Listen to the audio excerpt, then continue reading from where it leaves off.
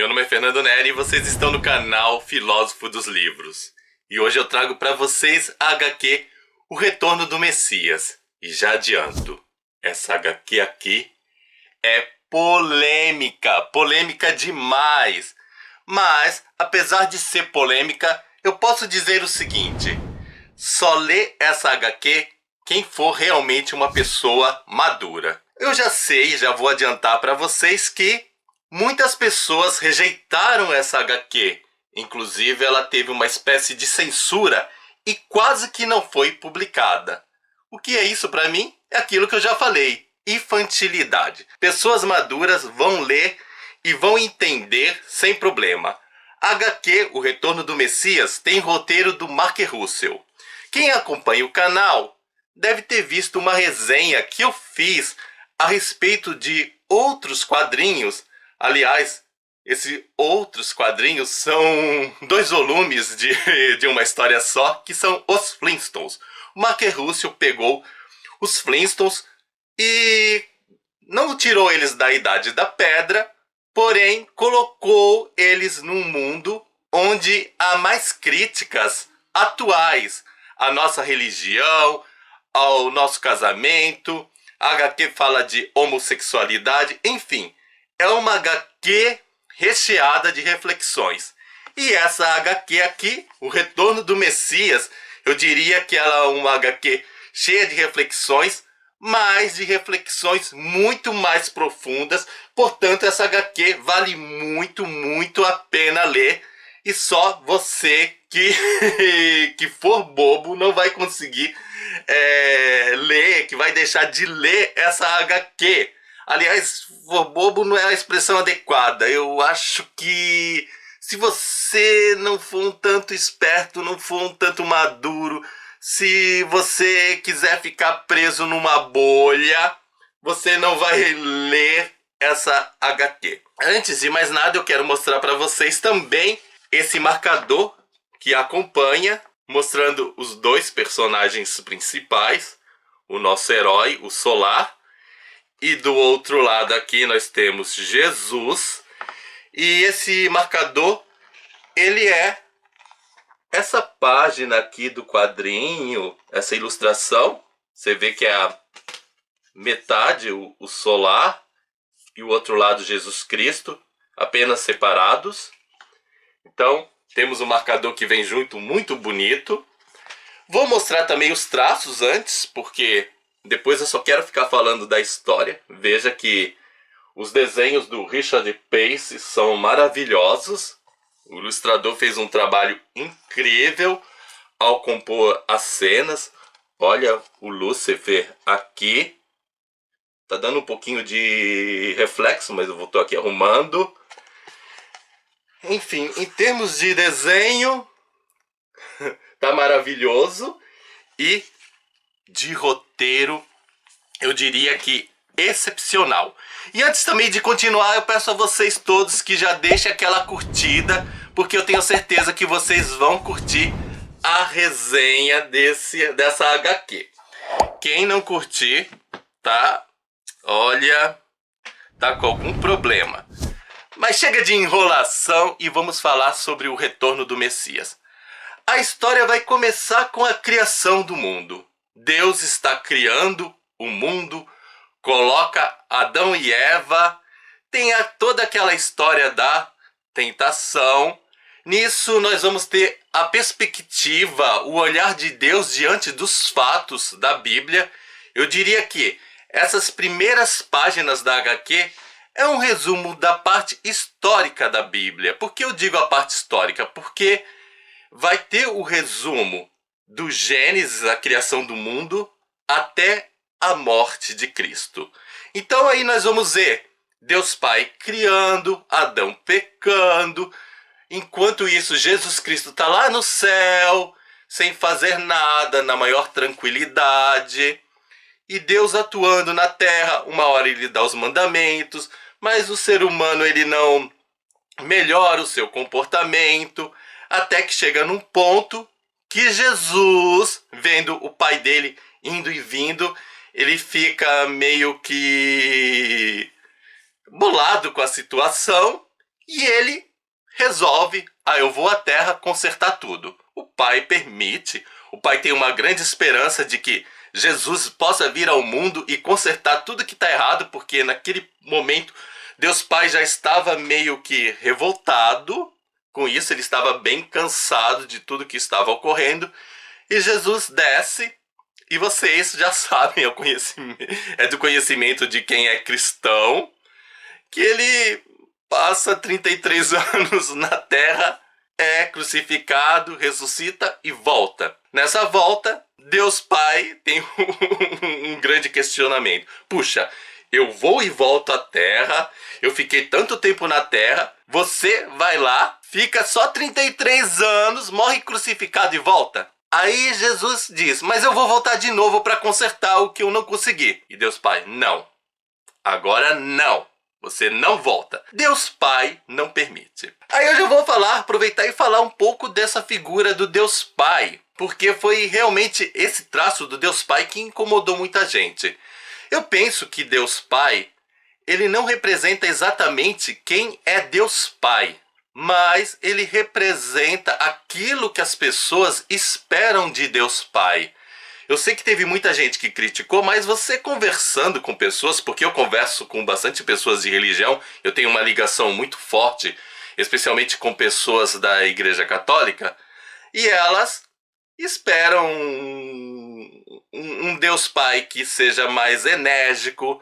Tem aquela pergunta, onde que está Deus diante de tanta violência? Por que ele não faz nada? Então elas esperam que Deus venha, que ele tenha mais atuação, que ele mude, que ele castigue, que ele não permita a violência. Então a gente tem um Deus nessa HQ, que Deus Pai, que vai sempre intervindo, que vai querendo mudar, embora ele tenha os seus fracassos, ele não consiga, e eu acho que é até legal mostrar por que ele não consegue, porque dá para refletir coisas legais aí que eu não posso dar todos os detalhezinhos aí para você, mas o Deus Pai tá aí, ele tem uma linguagem um pouco diferente, debochada, ele reclama das coisas, ele fica...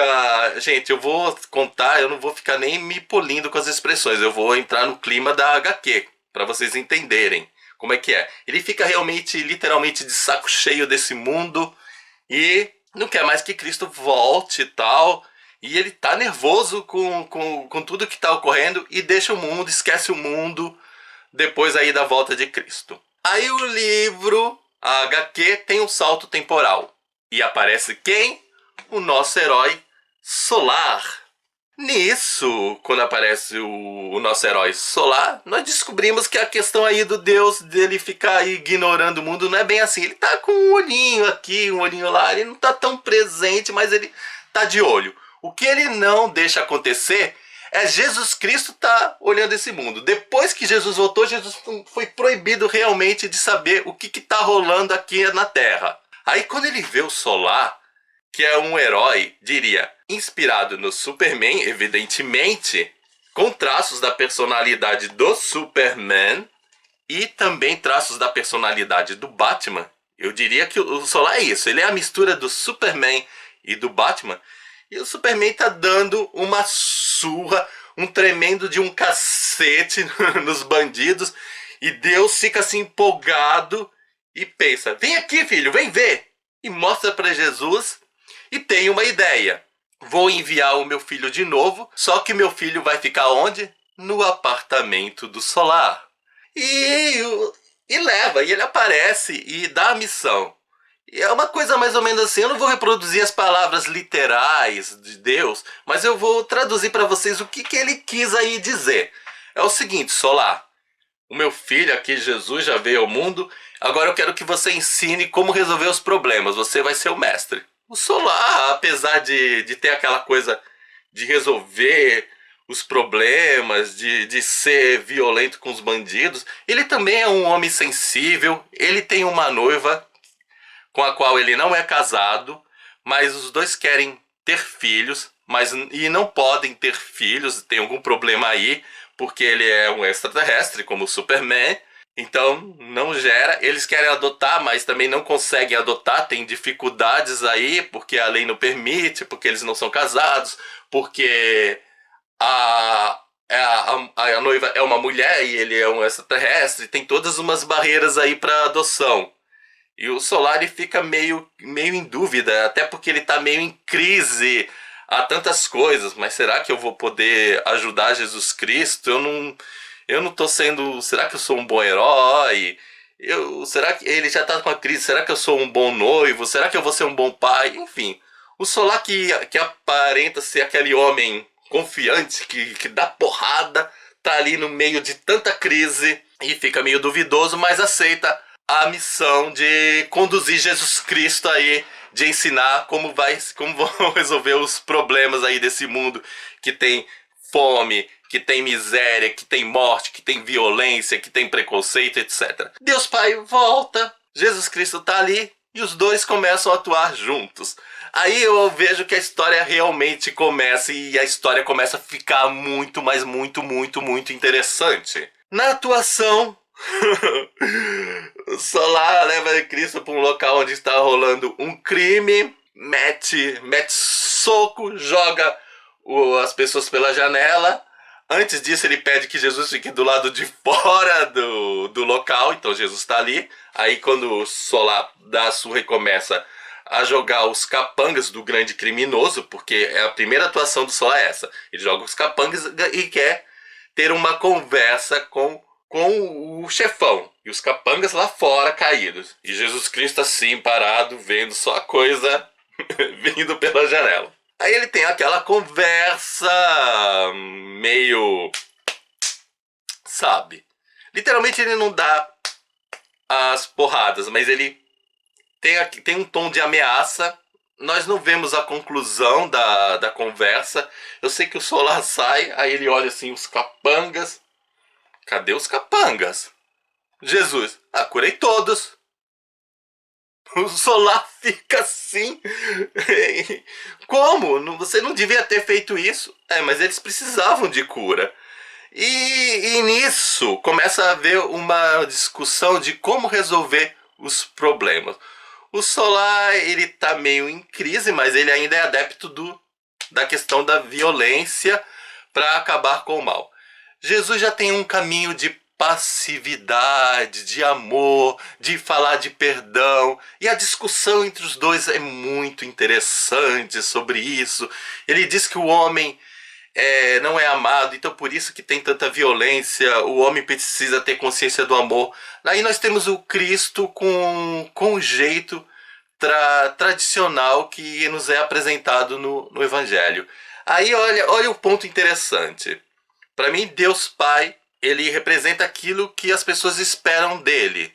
E em Cristo nós vemos que as pessoas esperam o papel de Cristo, porém ele se mantém fiel aos valores. É como se o autor quisesse nos mostrar o seguinte: olha, vocês esperam isso, Deus Pai está agindo como vocês esperam.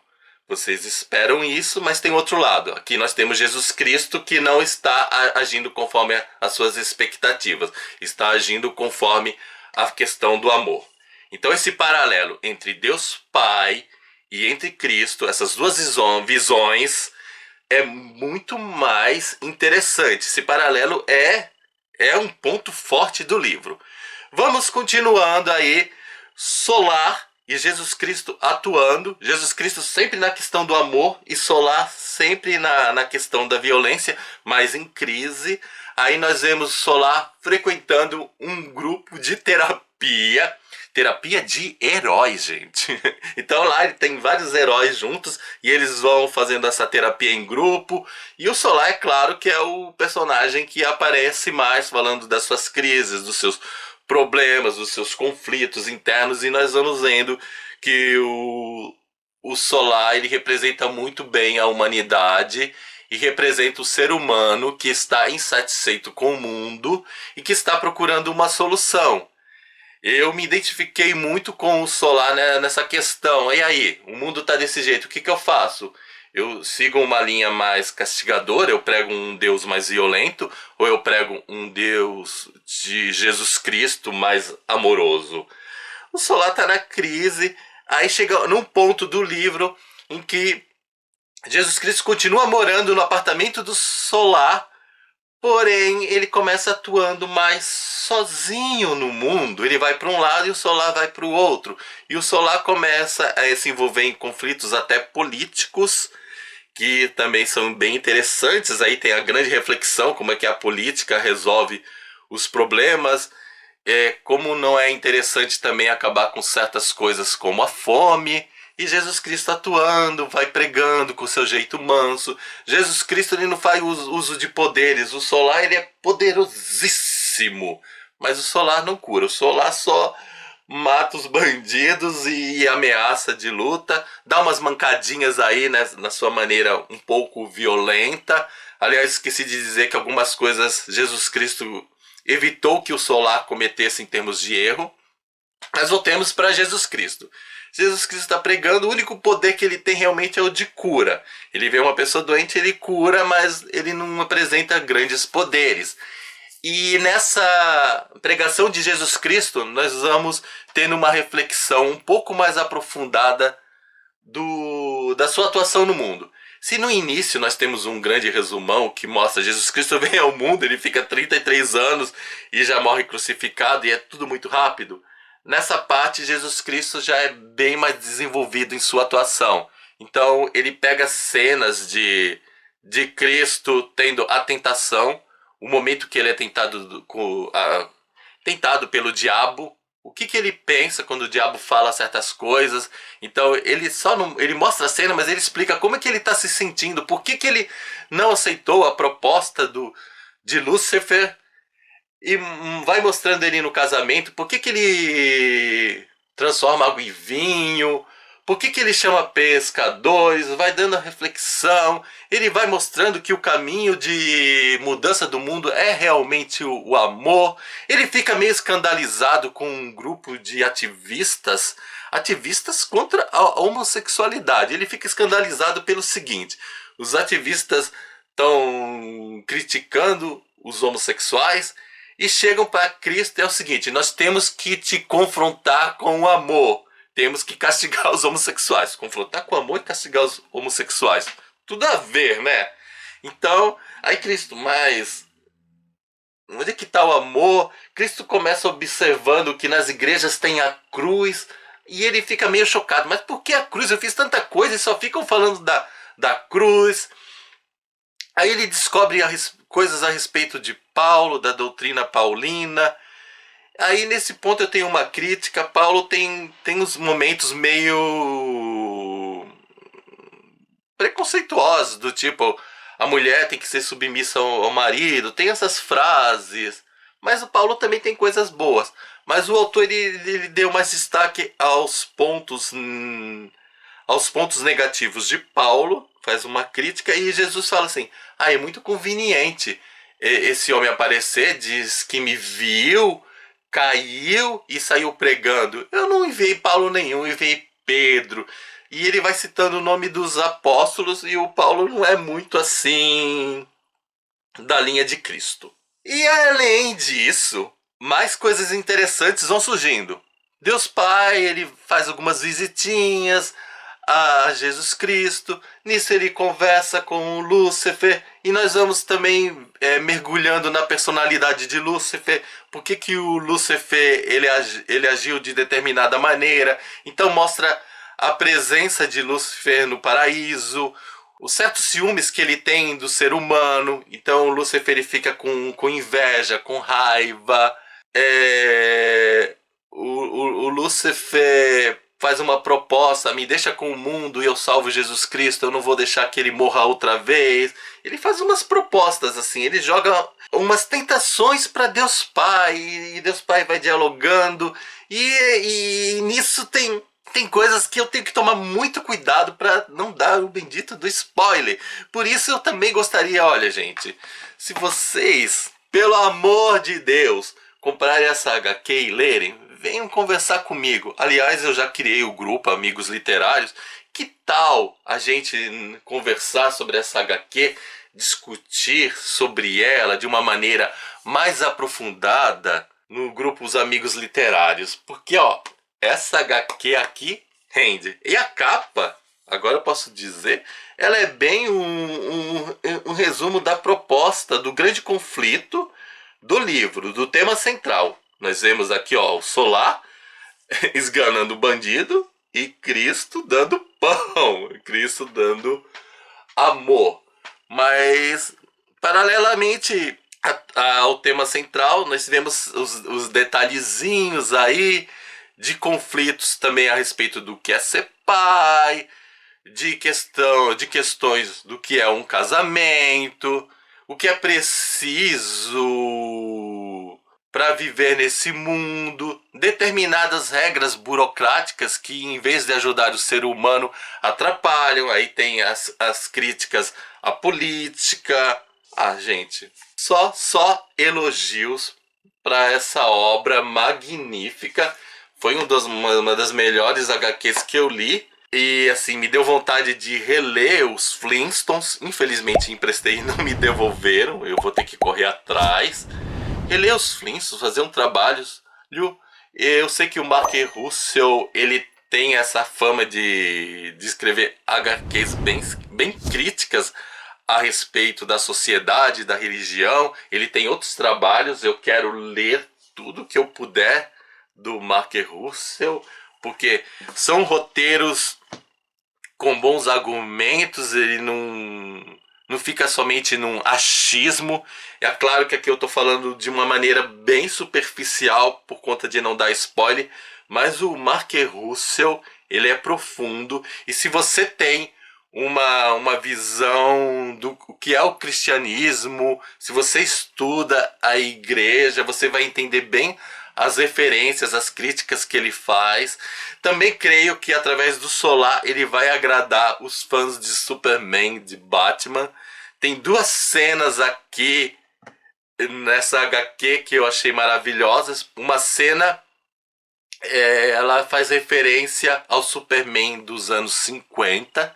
Eu enxerguei bem essa cena. Pouca gente conhece o Superman dos anos 50, mas eu identifiquei essa cena. O Solar tem a mesma atitude do Superman, que é uma atitude que causou muita polêmica lá nos anos 50. As pessoas achavam que o Superman não devia ter feito o que fez, mas o Superman faz e o Solar também faz. Então, eu acho assim, só vai entender quem assistiu o Superman dos anos 50. E tem também uma referência ao Superman aí do Christopher Reeve. Eu nem sei se eu pronuncio o nome correto, mas é o Christopher, o Superman aí clássico, que tem uma legião de fãs. Então também tem uma referência muito forte que vai agradar a esses fãs.